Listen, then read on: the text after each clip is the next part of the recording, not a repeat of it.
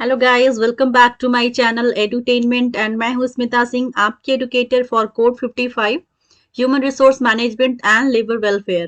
And we are talking about unit 3 HRD human resource development and we are preparing for NTA UGC NET JRF 2022। And आज हम detailed explanation देखेंगे HRD के human resource development से कुछ topics को। इससे पहले हमने प्रीवियस सेशन में ढेर सारे टॉपिक्स किए हैं एचआरडी से ही। एचआरडी में हमने वो सारे टॉपिक्स अब तक जो किए हैं वो सारे ही टॉपिक्स पे क्वेश्चंस बनते हैं। उन सारे टॉपिक्स पे क्वेश्चंस अराइज होते हैं। सो आपके सामने ये कंटेंट्स हैं जो जिनके बेसिस पे हमने देखा कि कैटेगराइज वाइज के चैप्टर वाइज किस तरह से आपको स्टडी करना है यूनिट 3 में ह्यूमन रिसोर्स डेवलपमेंट के अंदर। Right, so human resource department देखेंगे हम एचआरडी के अंदर, जो कि हमने ऑलरेडी कर लिया है। परफॉर्मेंस अप्रेजल हमने देखा लास्ट सेशन में। ट्रेनिंग एंड डेवलपमेंट की भी बात की हमने लास्ट सेशन में। Total quality management, quality management, kaizen, quality of work life, ये सारे हमने लास्ट सेशन में कर लिया है। क्वालिटी सर्कल हमें पढ़ना है एंड करियर प्लानिंग के भी बारे में बात करनी है हमें।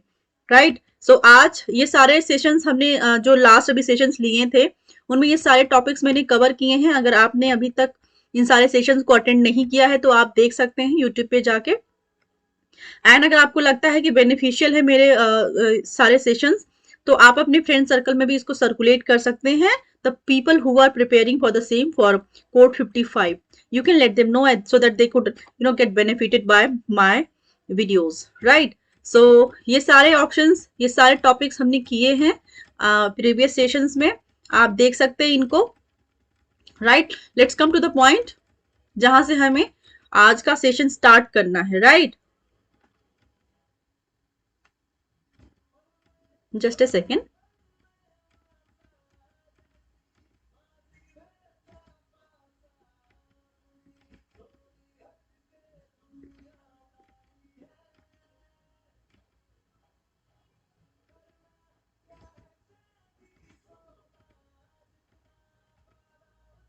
ठीक है, so quality of working life हमने लास्ट सेशन में किया था। राइट, उसके अंदर हमने देखा था concept of quality of working life and scope of quality of working life. ये सारे हमने देख लिया था लास्ट सेशन में। आज की सेशन में हम पढ़ेंगे अप्रोचेस के बारे में, approaches to improve quality working life. Right, so let's see here, in order to improve the quality of working life, the following approaches may be followed. 9 quality work of life, kaizen, total quality management. So यहाँ पे हम बात करेंगे quality of working life में, जिनमें सारे 9 processes follow होते हैं। 9 तरीके से हम बात करेंगे, क्या वो 9 फैक्टर्स है, क्या है वो 9 अप्रोचेस है। Will talk about those. Right, so first of them is flexibility in work scheduler. Right, so will see here क्या फ्लेक्सिबिलिटी होती है। Right, so employees demand more freedom at the work place, specially in scheduling their work.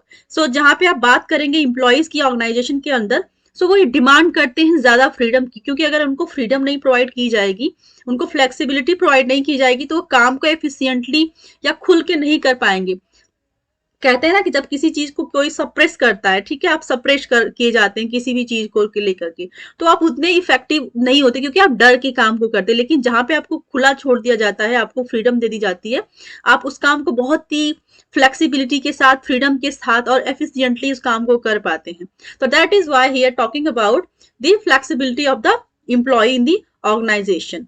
Right, and among the alternative work schedules capable of enhancing the quality of working life for some employees are, A देखेंगे, flex time, so time flexibility होनी चाहिए। right, a system of flexible working hours, so working hours में flexibility होनी चाहिए। ऐसा नहीं कि particularly आपको एक hours दे दिया गया कि ठीक है 9:30 to 6:30 आपको आना है, उसमें आपको काम करके देना है।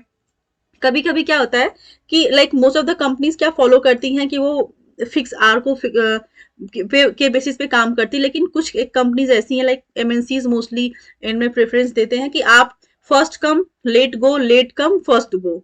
ठीक है, सॉरी मैंने उल्टा बोल दिया कि first come first go, late come late go, ठीक है, ये सिनेरियो फॉलो करते हैं, राइट। सो फ्लेक्सिबिलिटी होती है आवर्स का कि ठीक है आपको काम तो करना है लेकिन आप फ्लेक्सिबल हो।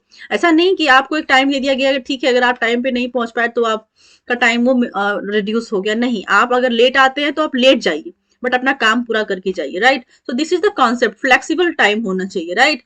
दूसरा देखेंगे staggered hours, different group of employees begin and and work at different intervals. तो डिफरेंट ग्रुप के जो एम्प्लॉयज होते हैं वो अपने डिफरेंट वर्क को डिफरेंट टाइम पे डिफरेंट इंटरवल्स पे खत्म करते हैं। तो ये फ्लेक्सिबिलिटी भी होनी चाहिए एम्प्लॉयज की के प्लस। कैसा नहीं कि जो ग्रुप एक ए फॉलो कर रहा है वही ग्रुप बी भी फॉलो करे, ठीक है, उनके वर्क अलग है, उनके एक्टिविटीज अलग है, उनके तरीके अलग हैं काम करने के, तो वो अपने फ्लेक्सिबिलिटी के अकॉर्डिंग वो आवर्स को टाइम को फॉलो करते हैं, राइट।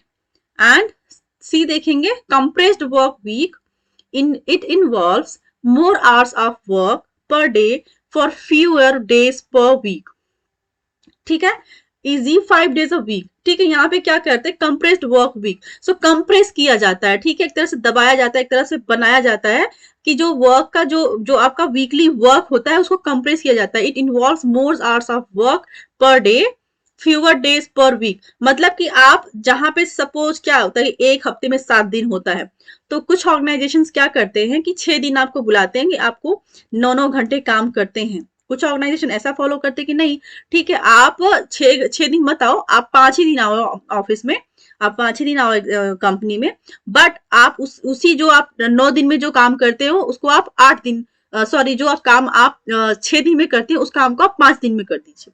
तो वो कंप्रेस करते हैं, राइट, कि आप कम टाइम में ज्यादा काम कर लें, ठीक है। तो यहाँ पे ये कॉन्सेप्ट की बात कर रहे हैं, राइट। ये सारे अप्रोचेस है क्वालिटी ऑफ वर्किंग लाइफ की। सेकेंड देखेंगे ऑटोनॉमस वर्क ग्रुप। सो देखेंगे क्या है autonomous work group. Under this, each group of worker is given freedom of decision making on production methods. So इसके अंदर क्या ऑटोनोमस से वर्ड से या समझ जाएंगे कि ऑटोनोमस होते हैं मतलब स्वयं वो डिसीजन ले सकते हैं, ठीक है, स्वयं डिसीजन मेकिंग का पावर होता है, ठीक है। ऑटोनोमस मतलब कि स्वयं खुद वो डिसीजन ले सकते हैं। Work group under this each group of worker is given freedom, मतलब हर एक पर्सन ग्रुप का जो हर एक पर्सन होगा उसको फ्रीडम दी जाएगी उसको डिसीजन मेकिंग की, ठीक है, वो अपनी राय दे सकता है, वो डिसीजन मेकिंग पावर रखता है, right. In the production method, distribution of task, selection of team members and leaders, work schedule so on. So वहां पे क्या क्या चीजें वो किन किन चीजों में वो उनको फ्रीडम मिलती है, दैट आर प्रोडक्शन मेथड के अंदर, डिस्ट्रीब्यूशन ऑफ टास्क के अंदर, जहां पे टास्क को डिस्ट्रीब्यूट करने की बात आएगी वहां पे भी उनको फ्रीडम दी जाती है।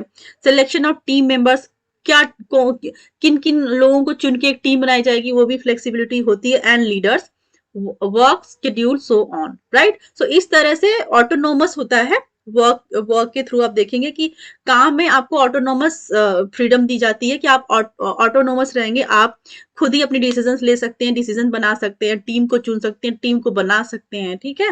प्रोडक्शन मेथड्स क्या होंगे वो आप बता सकते हैं। सो इस तरह से ऑटोनोमस होती हैं, right, under the quality working life. Will see next job enrichment. जहां पे जॉब इनरिचमेंट की बात होगी वहां पे हम आपको ऑटोमेटिक समझना होगा क्योंकि इसके बेसिस पे भी क्वेश्चंस होते हैं कि जॉब इनलार्जमेंट क्या होता है एंड जॉब इनरिचमेंट क्या होता है। तो आप समझेंगे कि जॉब जो इनरिचमेंट होता है उसमें क्या होता है कि आपकी सैलरी बढ़ा दी जाती है जॉब इनरिचमेंट में, ठीक है। एंड जॉब इनलार्जमेंट में क्या होता है, आपकी सैलरी एज इट इज रहती है बट आपके रिस्पॉन्सिबिलिटीज को बढ़ा दिया जाता है, दैट इज जॉब इनलार्जमेंट। जहां पे बात आएगी जॉब इनरिचमेंट की वहां पे आपकी सैलरीज को बढ़ा दिया जाता है, that is job enrichment. It attempts to provide a person with exciting, interesting, stimulating, and challenging work. In other words, it improves the quality of job. This motivates the employees with higher level needs. ठीक है, job enrichment में क्या होता है कि जैसे job को enrich किया जाना मतलब कि एक मोटिवेशन होता है एक तरह से कहेंगे, क्योंकि अगर जहाँ पे चैलेंजिंग वर्क होगा, ठीक है, words like improvement of quality होगी, जो जॉब होगी उस जॉब में की जो क्वालिटी होगी वो अच्छी लेवल की होगी, ठीक है, उसमें मोटिवेशन होगा, so that is the job enrichment. और जहाँ पे सारी चीजें मिलेंगी वहां पे ऑब्वियस सी बात है आपकी सैलरी में इंक्रीमेंट होगा, आपके पे में इंक्रीमेंट होगा, ठीक है। जहाँ पे चैलेंजेस आएंगे, काम अच्छा होगा, आउटपुट अच्छा आएगा, तो वहां पे इनरिचमेंट होगा। This is the job enrichment, right? And we'll see next, opportunity for growth. Opportunity for growth is important for achievement oriented employees. If the employees are provided opportunities for their advancement and growth and to develop their personality, they will feel highly motivated.